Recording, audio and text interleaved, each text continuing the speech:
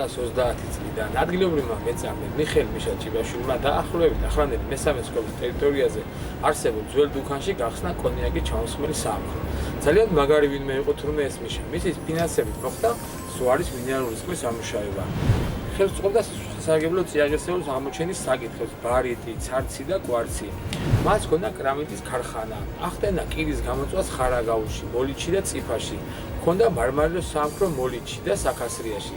და რაც თავარია, ადგილობრივი ყურძისაგან აწარმოებდა ღვინოსა და კონიაკს, რაც სარეალიზაციოდ გაქონდა შუა აზიაში, უკრაინაში და აზერბაიჯანში. ეს ყველაფერი 1932 წლიდან შეძლო.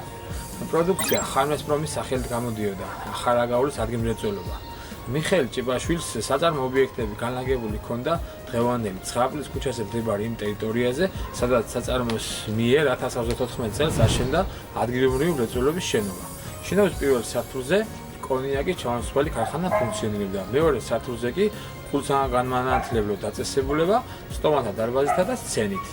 ახალ შენობაში გადასვლით გაფართოვდა და სრულყოფილი დატვირთვა მიიღო წარმოებამ. კონიაკთან ერთად სხვა სპირტიანი სასმელებიც გამოდიოდა. ხარმესპრომს სამი გაყოფილება ჰქონია: ერთი ოდესაში, ერთი ბაქოში, ერთიც შუა აზიაში. 1936 წლამდე დირექტორი ყოფილა დავით ფიფია. მიშასთან ერთად მუშაობდა აქ დავით დეკანოსიძე.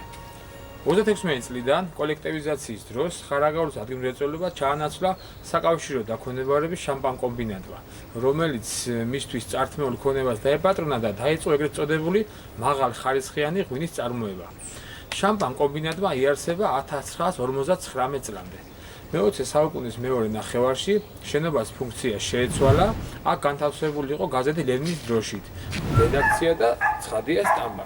თავად მიხეილ ჭიბაშვილი ავადსახსენებელი 1937 წლების რეპრესიებს ვერ გადარჩენიათ.